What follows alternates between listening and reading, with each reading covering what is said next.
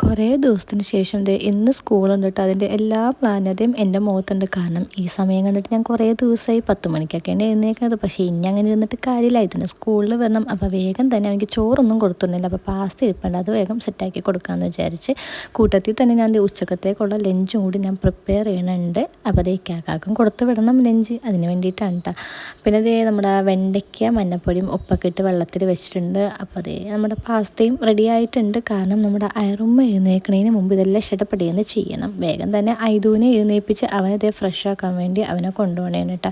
ആ സമയം കൊണ്ട് നമ്മുടെ കുരുപ്പ് എണീറ്റിട്ടുണ്ട്. ഇനി അവൾ എന്നെ ഒന്നും ചെയ്യാൻ സമ്മതിക്കില്ല. അവളെ ഇനി എടുത്തുകൊണ്ട് വേണം ഇനി എല്ലാം ചെയ്യാൻ വേണ്ടിയിട്ട്. വേഗം തന്നെ അതേ ഐദൂനുള്ള പാസ്ത റെഡിയാക്കി അവൻ്റെ ലഞ്ച് ബോക്സിലേക്ക് അതും വെച്ച് കുറച്ച് സോസും വെച്ച് കൊടുത്ത് ഫോർക്കും വെച്ച് കൊടുത്തപ്പോഴത്തേക്കും അവൻ്റെ ലഞ്ച് ബോക്സ് സെറ്റാക്കിയിട്ടുണ്ട്. ഇനി എല്ലാം ഇഷ്ടപ്പെടുന്നതായിരിക്കും. ഇനി ബാക്കിയോ വീഡിയോ ഒന്നും എനിക്ക് എടുക്കാൻ പറ്റില്ല. അതേ വാപ്പായും മോനും പോണിയാണ്. അവനെ മോർണിംഗ് ഇക്കാക്ക കൊണ്ടാക്കും, ഈവനിങ് മാത്രമേ അവനെ ബസ്സിനാക്കിയിട്ടുള്ളൂ കേട്ടോ. അപ്പോൾ അതേ അവരുടെ സ്കൂളിലേക്ക് ഇറങ്ങിയപ്പോഴത്തേക്കും എനിക്കൊരു കൊറിയർ വന്നിട്ടുണ്ടായിരുന്നു. അപ്പോൾ ആ കൊറിയറും മേടിച്ച് ഞാൻ ഇന്നത് പൊട്ടിച്ചൊക്കെ നോക്കട്ടെ. അപ്പോൾ ഇന്നേക്ക് ഇത്രയുള്ളൂ.